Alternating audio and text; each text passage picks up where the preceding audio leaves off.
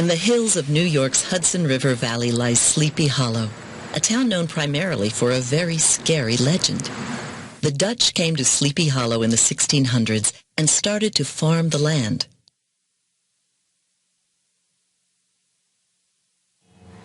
At this old house, you can still see what life was like in the 17th and 18th centuries. You can see farm carts and horses and learn how to cut wood. It's fine. Although it's a fun place to visit, the town is most famous today for the story of a tall, thin teacher and a horseman with no head. Storyteller Jonathan Kruk explains the legend.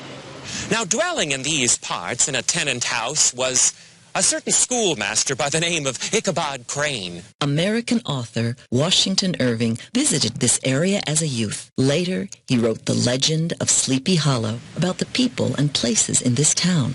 Bill Lent looks after the old Dutch church in Sleepy Hollow. He explains how the story started.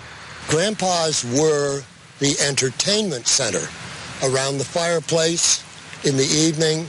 Bill says the old storytellers created the shocking legend to help keep the kids under control. Bill knows everything about the story and shows tourists where the famous characters are buried. Taken out, smashed up, and when he was writing the book, he remembered the name on the stone, Katrina Van Tassel, lead female character in the legend of Sleepy Hollow. In the story, the teacher, Ichabod Crane, rode his horse toward this bridge by the old Dutch church, racing from the headless horseman. Ichabod urged his horse Gunpowder on. Come, come! But the horse needed no further urgings. It took off and headed down to get to that churchyard bridge. At the Horseman restaurant, the locals say they love hearing the legend. So many times I ask myself, it's a real or just a legend?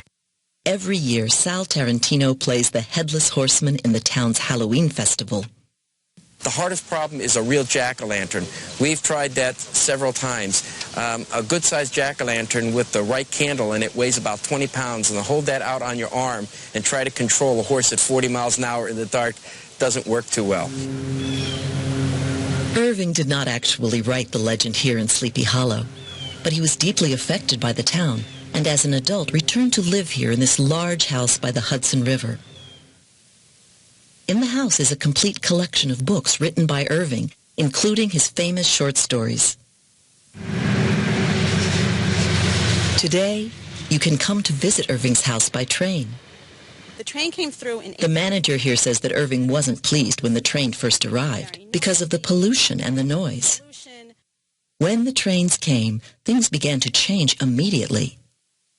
In 1899, the country's first car factory was built in Sleepy Hollow. The factory recently closed down, but the town is still busy. Nearly 2 centuries after Irving wrote The Legend of Sleepy Hollow, people still find this place magical.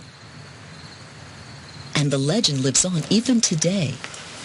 If you listen, the storyteller says that if you listen, you may still recognize the sounds of the Headless Horseman of Sleepy Hollow.